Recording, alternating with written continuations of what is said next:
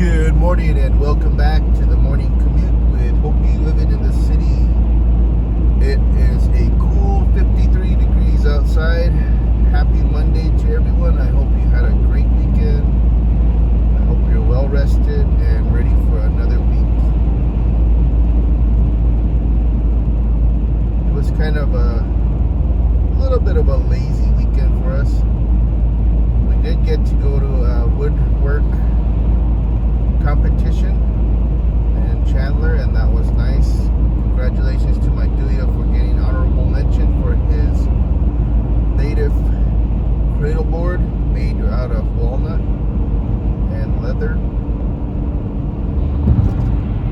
And then we had went to dinner to celebrate his accomplishment. And then on Sunday we just kind of, the missus cleaned and I worked a little bit on the redoing the shelf in the garage. When I got a haircut and picked up some lumber, and the boys and I was showing them the quickest way to get a shelf assembled, and so that's what we did. And then the band came over and my oldest barbecued for us, and he made some really good sandwiches. I don't know what inspired them, but they're on ciabatta bread with some grilled beef, slices of grilled beef, and some kind of sauce. It's like maybe an oil-based green sauce. It was good. And then we also did brats and barbecued some ribs, pork ribs. We just did the ribs inside though because we didn't want to have to be babying them out there, because sometimes you have to really watch them. And I was distracted doing stuff in the garage. So yeah, it was a great weekend.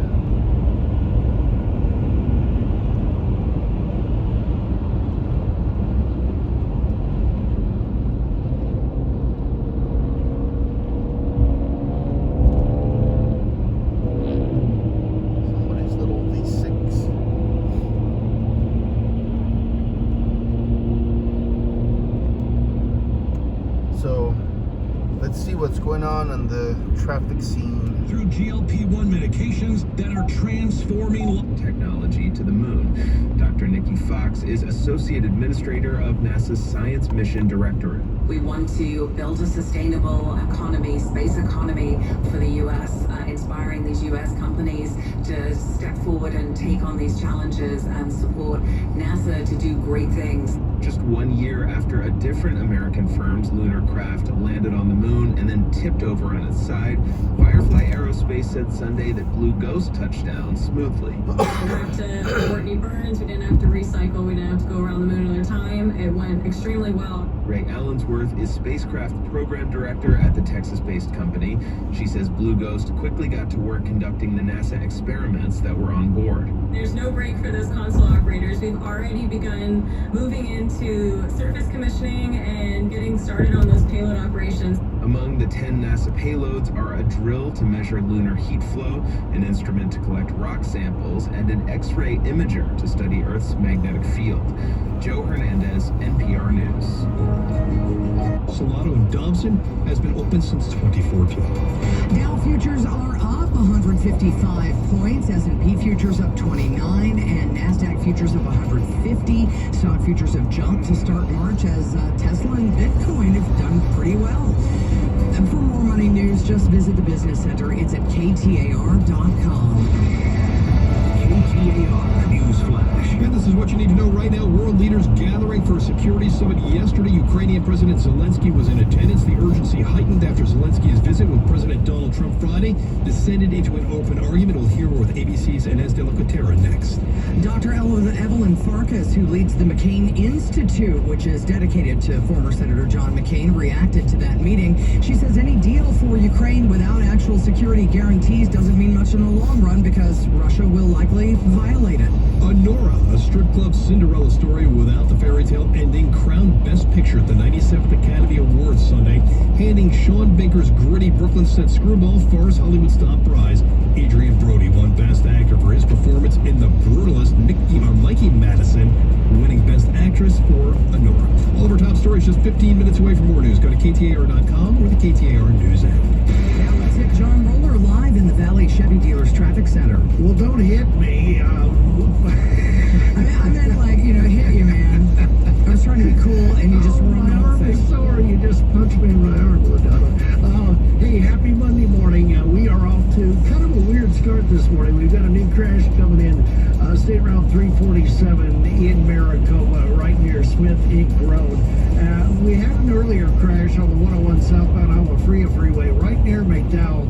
And we have some leftover slowing coming southbound on the 101. Your slowing starts right at Indian School Road, eastbound I-10, now starting to load up a little bit. Bullard Avenue is your point A of slowing into downtown Phoenix, and southbound I-17, light slowing from Northern down to Thomas.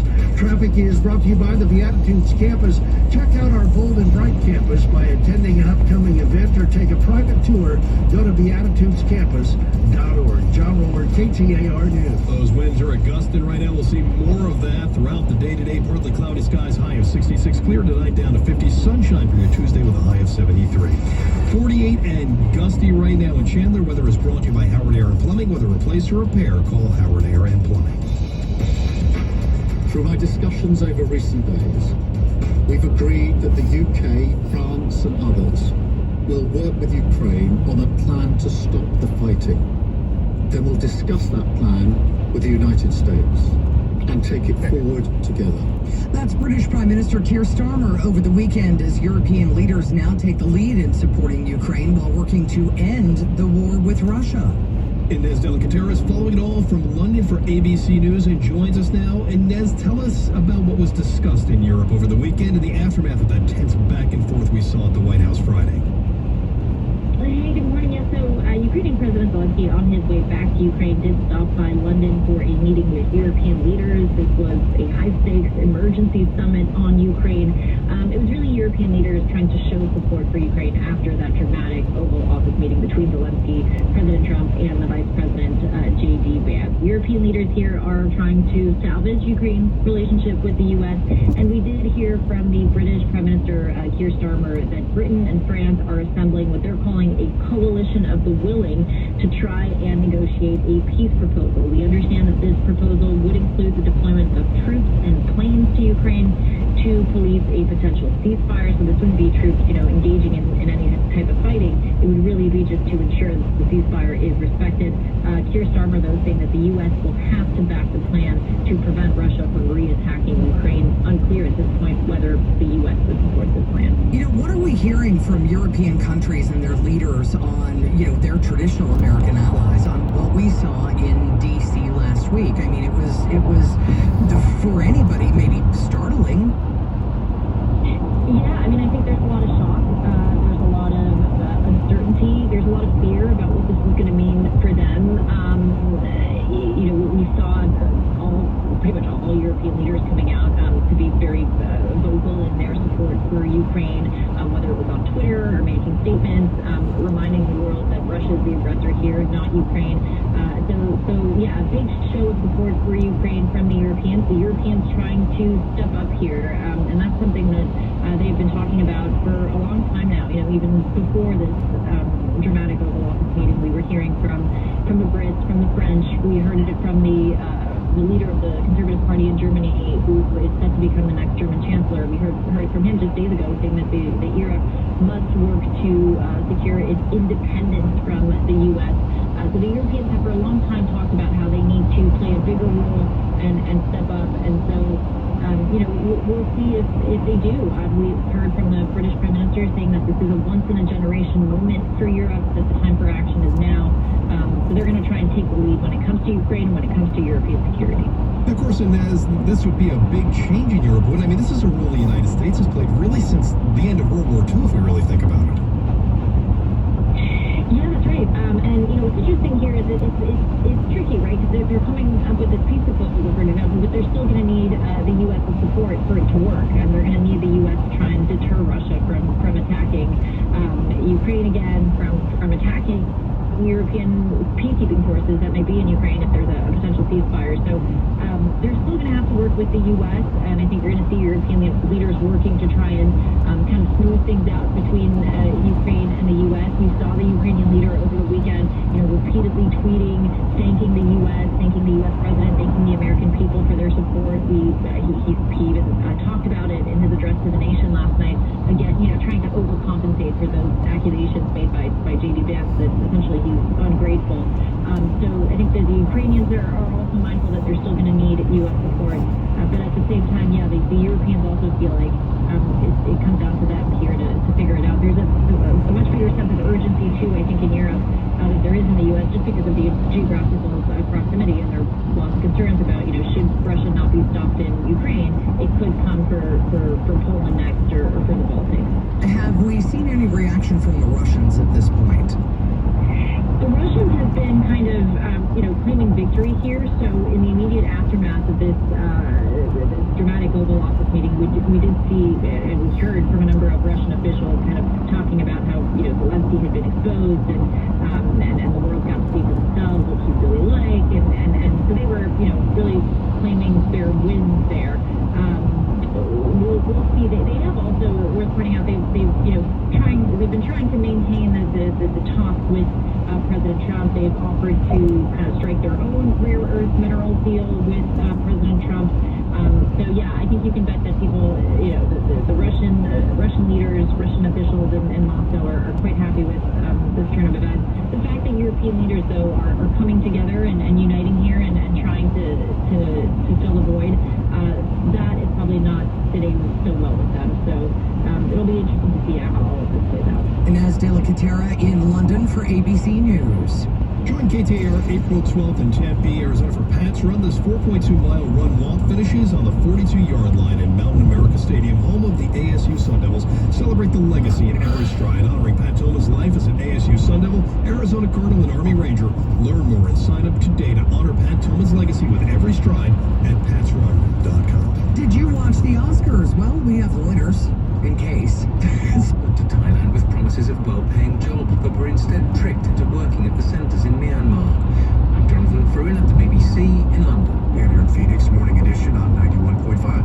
KJZZ is supported by Joe Clarkin of Constructors Bonding, a proud KJZZ supporter, a partner for all commercial, court, and construction bond needs for over 35 years. CBIalliance.com. After a whirlwind month, President Trump will address Congress and the nation for the first time since being inaugurated. I'm Laurie Shapiro. Join us for live special coverage from NPR News. And that'll be tomorrow night at 7 here on 91.5 and on the KJZZ mobile app. It's 5:52. How the government could mess with GDP. Marketplace Morning Report is supported by Bank of America. Bank of America is committed to helping businesses of all sizes make every move matter. Learn more at bankofamerica.com/banking-for-business. From Marketplace, I'm Sabri Benishore in for David Brancaccio. Every 3 months, the U.S. government reports on the growth and size of the U.S. economy. It's the mother of all economic numbers, gross domestic product, GDP. U.S. Commerce Secretary Howard Lutnick has said he wants to take out government spending from that number, which could conceal the impact of DOGE cuts. Government spending is spending, and it is literally part of the economy. Julia Coronado is founder of Macro Policy Perspectives and joins us to talk about it. Hey, Julia, what would the consequences be of taking out government spending from GDP? Well, as you know, that would be an incomplete picture of the economy to exclude the government sector, which is just under 20% of the economy, including state and local government spending. But more broadly, the calculation of GDP follows an international standard that the U.S. helped set. So this would be a real disruption to our understanding of the economy and to our participation in transparent national accounting, which we insist that other countries follow. Well, it is literally in every economics textbook. The definition of GDP has a G in there for government spending. Yes, indeed. Government is undeniably a very important part of the economy. And again, more broadly, it is a concern that a political appointee is suggesting that you might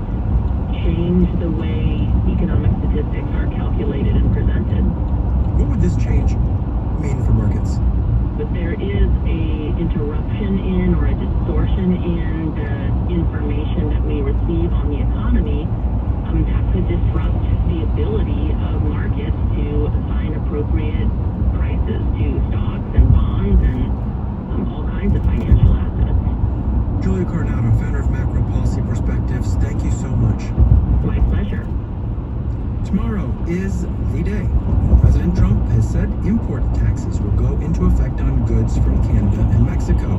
25%. Have to be, whether it's an engagement ring, anniversary. All right, you all have a great day. Thank you for tuning in.